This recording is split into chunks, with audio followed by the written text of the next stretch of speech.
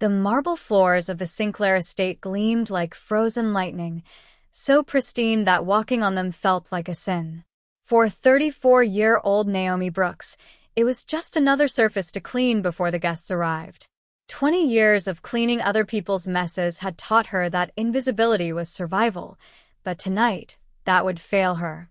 Tonight was different. She could feel it in the electric tension crackling through the air, in the way the household staff whispered in corners. The Sinclair family was hosting their annual winter soiree, and the guest list read like a who's who of the city's most powerful and most corrupt. Naomi adjusted her black maid's uniform and pushed her cleaning cart through the sprawling mansion's east wing. At 5 feet 10 inches, she had learned to hunch, to fold herself into corners, to become part of the furniture. But tonight, she would have to stand tall. The grand ballroom was a cathedral of excess. Crystal chandeliers hung from ceilings painted with cherubs and clouds. Floor-to-ceiling windows overlooked the frozen lake where imported swans drifted. The air smelled of aged whiskey and something darker, the metallic scent of ambition mixed with danger. If a story about a woman who refused to stay small just broke your heart and put it back together, smash that subscribe button. Comment red heart if you're ready to stand tall with Naomi. Fair warning, stories like this will change how you see the world. Welcome to the family. Naomi worked the periphery, refilling champagne flutes, emptying ashtrays, existing in the margins. She had learned to read rooms like this. Tech billionaires by the fireplace trading insider information. Politicians near the bar, their laughter too loud. And in the shadows, men in expensive suits with bulges under their jackets, the kind who didn't drink, who watched everything. These were the soldiers of Min Jun Choi. The staff called him the Phantom. Everywhere and nowhere, impossible to catch, impossible to escape. He controlled everything from the docks to the Diamond District, but no one could prove it. Bodies piled up. Evidence disappeared. Witnesses developed amnesia or simply vanished. She had seen him arrive an hour ago through the service entrance cameras. He moved like predatory grace wrapped in a Tom Ford suit, his dark eyes scanning every exit, every face, every potential threat. But what struck her was the woman beside him. Mignonne's wife, Isabella. She was ethereal, a former Italian model with porcelain skin, hair like spilled ink, wearing a cream-colored gown that probably cost more than Naomi's annual salary. She held herself with the careful grace of someone walking on glass. But Naomi recognized something else in Isabella's eyes. She had seen it before, in the mirror, years ago when her own marriage had been a prison fear. The evening progressed with mechanical precision. Waiters glided. Musicians played. The wealthy played their games of one-upmanship. Naomi was refilling the ice buckets near the North Terrace when she heard the commotion. At first, it was just a spike in the ambient noise, a laugh too sharp, a voice too loud. Then the crowd shifted, creating a clearing in the center of the ballroom, the way crowds do when they sense blood in the water. She turned and saw Isabella standing in the middle of a spreading circle of silence. Her cream gown had a dark stain spreading across the bodice, red wine, blooming like a wound. At her feet, broken crystal. And standing over her, practically vibrating with theatrical outrage, was Catherine Sinclair, the matriarch of the house. "You clumsy, pathetic creature." Catherine's voice carried across the ballroom like a whip crack. She was 70, but moved with coiled energy, her face a roadmap of cosmetic procedures and barely contained rage. "Do you have any idea what you've done?" Isabella stood frozen, her hands trembling, wine dripping down the expensive fabric. I'm so sorry." "Someone bumped into me, and the glass just—" "I don't care about your excuses." Catherine cut her off, stepping closer, invading her space with aggressive confidence. "You've ruined my Persian rug. This rug was a gift from the Shah of Iran before the revolution. It's priceless. And you immigrant gold digger, you destroy it because you can't hold a simple wine glass." The words hung in the air like poison gas. The crowd watched with hungry fascination. No one moved to help. No one spoke up. They were too entertained or too cowardly or both. Naomi felt her jaw clench. She knew she should keep moving, keep her head down, finish her shift, and go home. This wasn't her fight. These people weren't her people. But she also knew what it felt like to be humiliated in public, to have your dignity stripped away while people watched and did nothing. Isabella's face had gone pale, her lips trembling. "Please, Mrs. Sinclair, I'll pay for the cleaning. I'll replace it if I can." "I didn't mean—" "You'll replace it?" Catherine laughed, a harsh sound that echoed off the marble. "With what? Your husband's blood money? Everyone knows what Min-jun Choi really is. A gangster. A thug in an expensive suit. And you?" She looked Isabella up and down with open disgust. "You're just the pretty trophy he bought to make himself look legitimate." The insult was calculated, designed to wound. And it worked.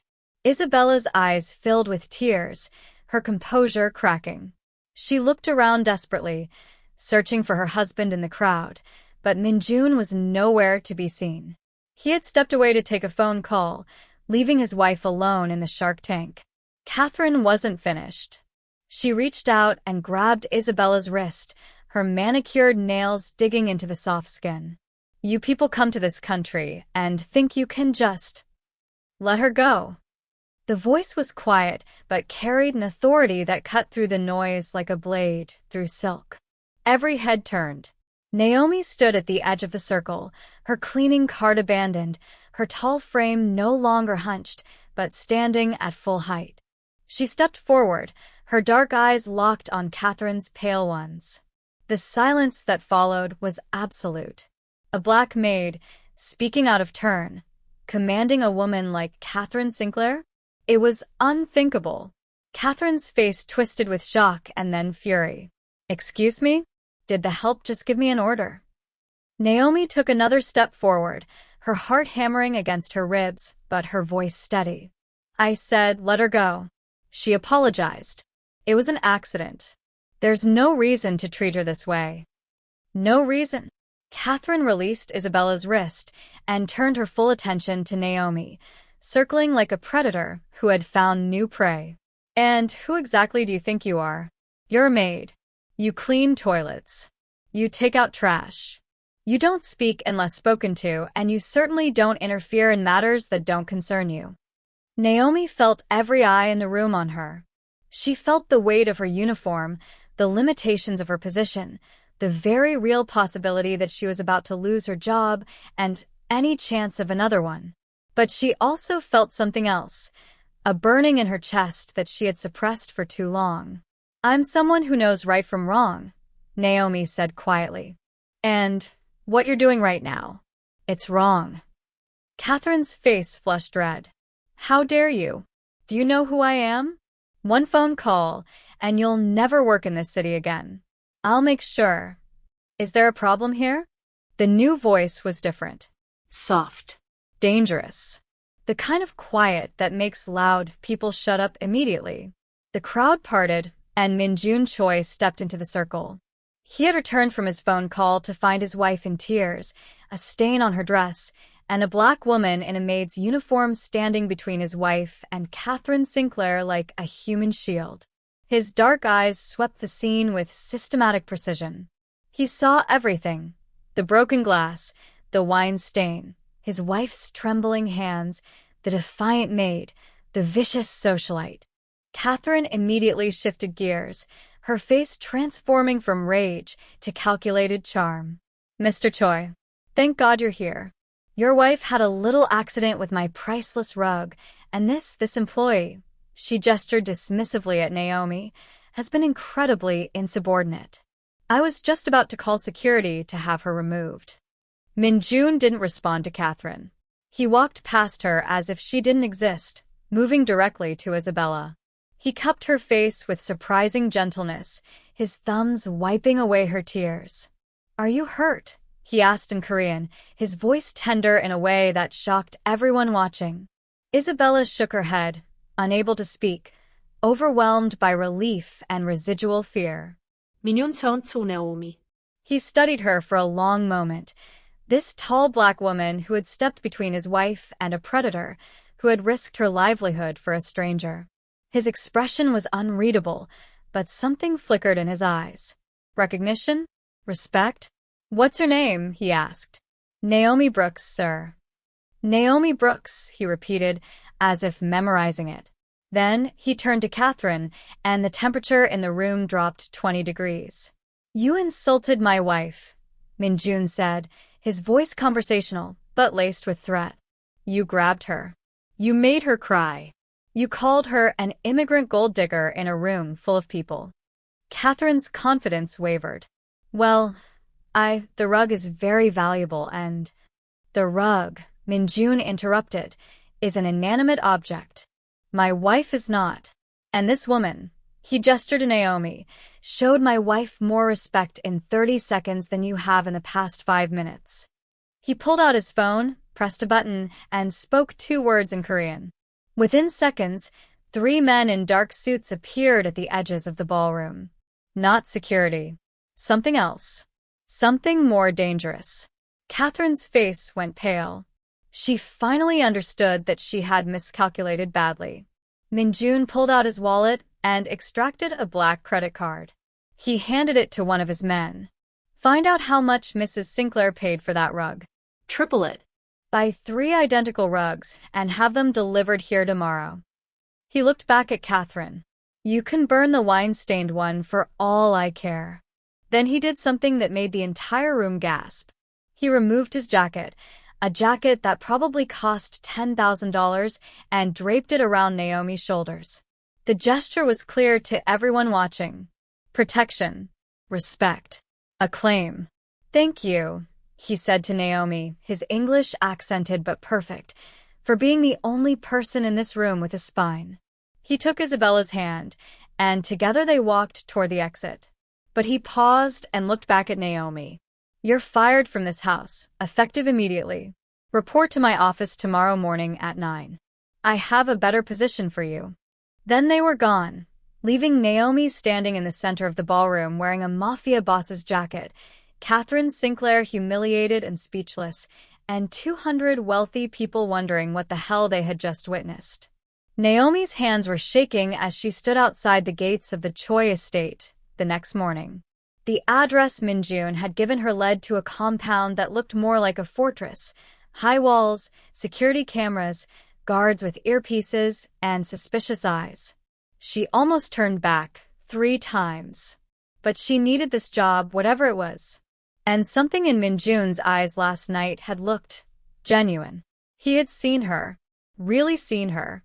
Not as a maid or a skin color or a social position, but as a person who had done the right thing. The gates opened. A young Korean man in a suit approached her car. "Ms. Brooks? Mr. Choi is expecting you. Please follow me." The interior of the compound was surprisingly beautiful. Traditional Korean gardens mixed with modern architecture. Koi ponds. Stone pathways. A dojo visible through large windows where men practiced martial arts with lethal precision. She was led to a study, a room lined with books in multiple languages, a massive desk, and windows overlooking the city. Minjun sat behind the desk, reading something on a tablet. He looked different in casual clothes, still dangerous but more human. "Ms. Brooks, please sit." Naomi sat, Minjun's jacket from last night folded carefully over her arm. She had dry cleaned it at her own expense, unsure of protocol. Minjun noticed. "You didn't have to clean it. I wanted to return it in the condition I received it," Naomi said. He smiled slightly. "That's the difference between you and the people at that party. You have honor." He leaned back in his chair. "I'll be direct.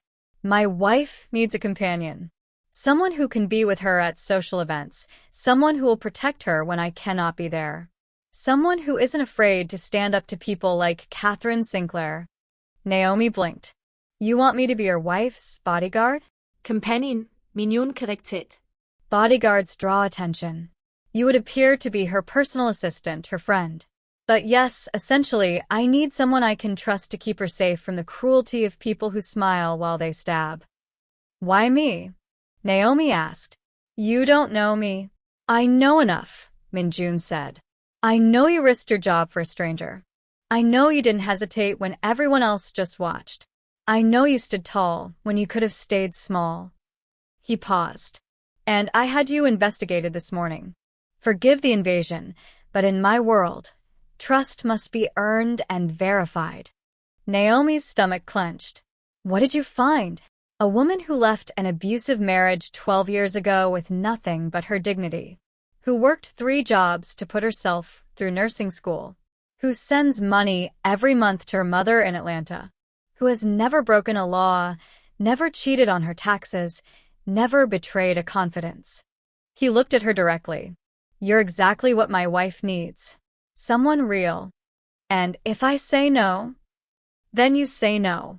I'll give you a severance package as thanks for last night, and you'll never hear from me again. He slid a folder across the desk. But if you say yes, this is the offer. Naomi opened the folder. The salary made her hands shake. It was more than she had made in the last 3 years combined. There's a catch, Minjun said. My world is dangerous. You saw a glimpse of it last night, the social violence, the psychological warfare. But there's also physical danger. People want to hurt me. The best way to hurt me is through Isabella. If you take this job, you might be put in harm's way. I thought you said I'd be a companion, not a bodyguard. You'd be both. I'd train you. Self-defense, situational awareness, threat assessment. You'd be armed. You'd know how to use the weapon. He studied her. Can you do that? Naomi thought about her apartment with the broken heater, her car that needed new tires she couldn't afford, her mother's medical bills. But more than that, she thought about Isabella's face last night, the tears, the fear, the loneliness. I can do that, Naomi said. Minyoon nodded. Good. You start today. The first 3 months were transformative. Naomi moved into a guest house on the compound, a space bigger than any home she'd ever lived in. She trained every morning with Minjun's security team, hand-to-hand combat, weapons training, tactical driving. She studied Korean, learned the subtle politics of the criminal underworld, memorized faces and allegiances. But more importantly, she became Isabella's friend. Isabella was not what Naomi expected. She was sharp, funny, deeply lonely, and trapped. Her marriage to Minjun had been arranged by their families, a merger of Italian and Korean criminal empires. She hadn't chosen this life. She had been born into it, molded by it, and now she endured it with as much grace as she could muster.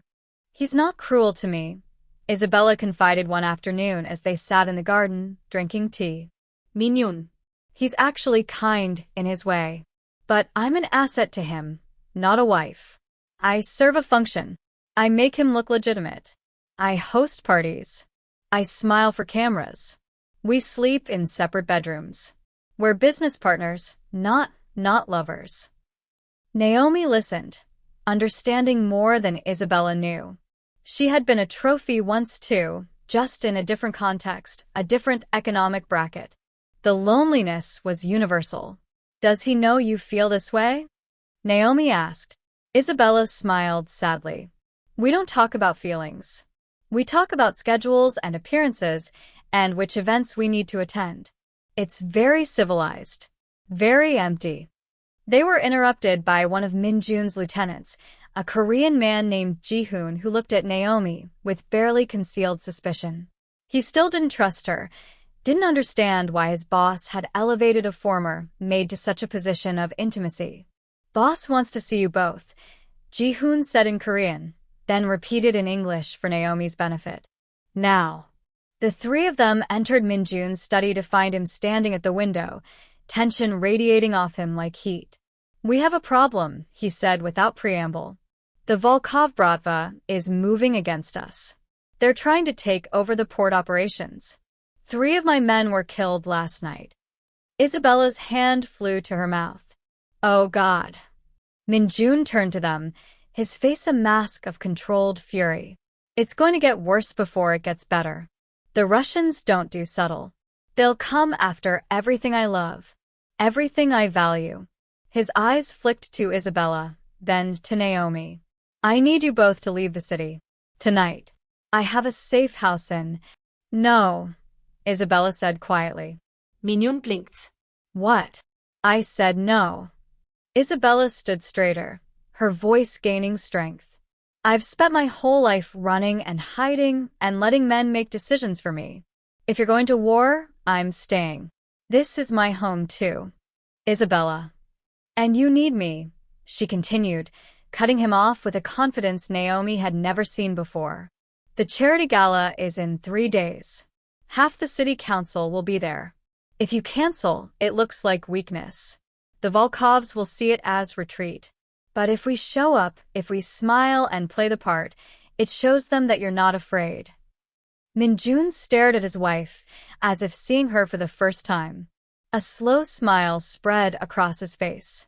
You've been paying attention. I've always been paying attention, Isabella said. You just never ask. He turned to Naomi. And you? Are you staying too? Naomi thought about the last 3 months. The training, the friendship, the purpose she had found in protecting someone who needed protecting. She thought about her old life. Invisible, small, safe. I'm staying, Naomi said. That's my job. The gala was at the Grand Regency Hotel, a glittering monument to excess on the waterfront. Security was triple what it normally was. Minjun's men mixed with off-duty cops on his payroll, all scanning for threats. Naomi wore an elegant black dress that concealed the shoulder holster carrying a 9mm Glock. She had trained for this, but the reality of potentially using the weapon made her hands clammy. Isabella wore crimson silk and diamonds, looking every inch the Mafia queen. She held Naomi's arm as they entered, presenting themselves as employer and trusted confidant, but Naomi felt the tremor in Isabella's grip. She was terrified but determined not to show it. Minjun was already inside, working the room with the political savvy of someone who understood that power was as much about perception as reality. The evening progressed with agonizing slowness. Naomi's eyes never stopped moving, cataloging faces, watching hands, noting exits. She spotted the Volkov Bratva representatives across the ballroom, 3 men in expensive suits with the dead eyes of professional killers. They were watching Isabella. We should move, Naomi whispered. Northwest corner, near the service entrance. Better sight lines, closer to exits.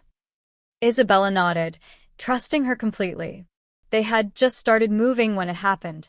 The lights went out. Emergency lighting kicked in immediately, bathing the ballroom in eerie red glow. People screamed.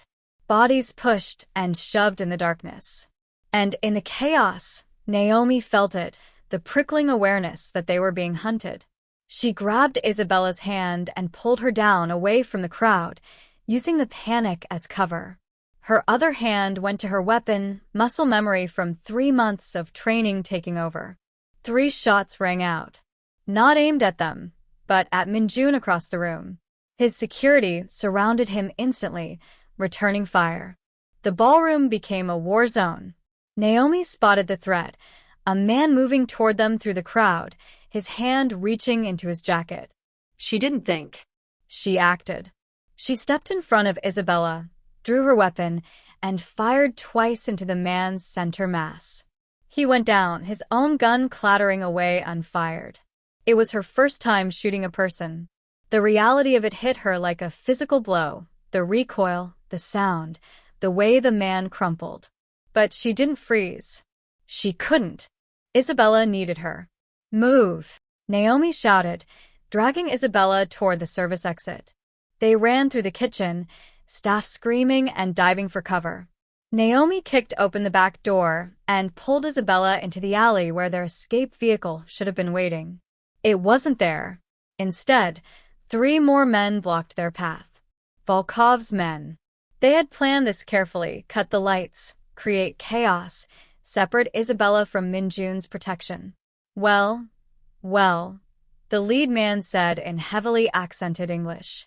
The pretty wife and her blackguard dog. Volkov sends his regards. Naomi pushed Isabella behind her, her gun up and steady despite her racing heart. Walk away. Now. Last warning. The man laughed. A maid with a gun. How American. He reached for his own weapon. Naomi didn't hesitate. She fired, hitting him in the shoulder. He screamed and stumbled back. His two companions drew their guns, but Naomi was faster, trained by the best, fighting for someone she loved. One more shot. Center mass. The second man went down. The third man got a shot off. Naomi felt the burning pain across her left arm as the bullet grazed her. But she stayed standing, stayed focused, and put 2 rounds into the man's chest. Then it was quiet. Just her breathing, and Isabella's shocked gasp. Naomi, you're bleeding. It's just a graze, Naomi said, though the pain was intense. We need to move before more come. But Isabella wasn't listening. She ripped fabric from her expensive dress and wrapped Naomi's arm with surprising efficiency. My father made me learn field medicine, she explained. Said women in our world needed to know how to treat bullet wounds. Sirens wailed in the distance. Backup was coming. They heard running footsteps, and Naomi raised her gun again, but it was Minjun and his men, finding them in the alley surrounded by bodies. Minjun took one look at the scene, his wife safe, Naomi bleeding, 3 dead Russians, and something shifted in his expression. Not gratitude. Something deeper. You saved her, he said to Naomi. That's my job, Naomi replied, her voice shaking now that the adrenaline was fading. Minjun looked at his wife, really looked at her, and saw someone different from the fragile trophy he had married. He saw a woman who had stayed when he told her to run, who had wrapped wounds while bodies cooled on pavement. And he saw Naomi, a woman who had killed to protect a stranger who had become a friend. Get them to the safe house, Minjun ordered Jihoon. No one gets within a mile of them. No one. The war with the Volkovs lasted 3 months. It was brutal, bloody, and ended with the Bratva's leadership dead and their organization fractured. Minjun consolidated power, emerging stronger than before. But something else had changed too. Naomi stood in the garden of the compound, her arm healed, watching Isabella tend to her roses. 6 months had passed since the gala. 6 months of Isabella and Minjun slowly rediscovering each other, learning to be partners instead of assets. They still slept in separate bedrooms, but Naomi had seen them holding hands while watching television. She had heard them laughing together in the kitchen at midnight. She had watched as a business arrangement slowly transformed into something that might actually be love. Minjun approached, 2 glasses of wine in his hands. He offered one to Naomi. I owe you everything, he said simply. You gave me back my wife. Not the idea of a wife, but the actual woman. She's fearless now. She's alive. She was always those things, Naomi said. She just needed someone to see it. Minjun smiled. You're good at that. Seeing people.